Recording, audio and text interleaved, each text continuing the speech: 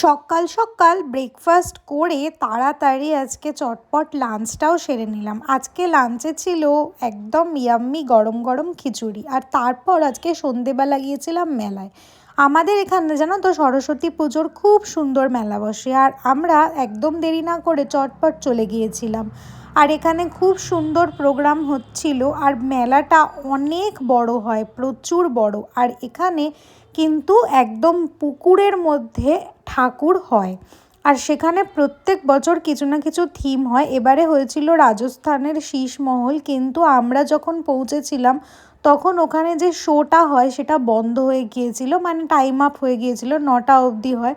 তো আমরা সেখানে যেতে পারিনি, ঠাকুরটা আমরা দেখতে পারিনি, কিন্তু মেলাটা আমরা আজকে খুব সুন্দরভাবে ঘুরেছিলাম।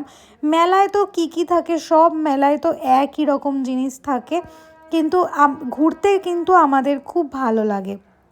আর এখানে দেখো খুব সুন্দর একটা গানের প্রোগ্রাম হচ্ছিল, আর এখানে তো মেলার ছোট ছোট যে সমস্ত জিনিসগুলো মেলার মেন আকর্ষণ সেগুলোও কিন্তু হচ্ছিল। আর রাস্তার চারপাশেও কিন্তু প্রচুর প্রচুর দোকান বসে।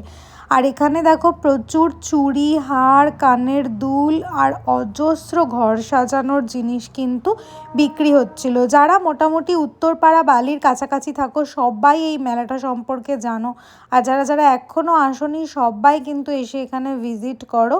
তবে এখানে একটাই জিনিস আমি এবছরে মিসিং পেলাম, সেটা হচ্ছে একটাও পিঠের দোকান কিন্তু বসেনি।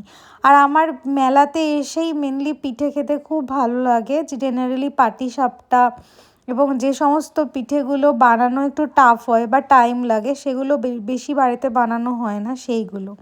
তো এবারে কিন্তু পিঠে একদমই দেখতে পেলাম না। যাই হোক, মেলার ভেতরটায় ঢুকেছিলাম। এইটা হচ্ছে সেকেন্ড একটা গ্রাউন্ড আছে, সেখানেও মেলাটা বসে, মানে সেখানে আরেকটা মেলা, সেই মেলাটার মধ্যে আমরা চলে গিয়েছিলাম। আর এখানে প্রচুর নাগরদোলনা থাকে, যেহেতু গ্রাউন্ডটা ভীষণ ভীষণ বড়।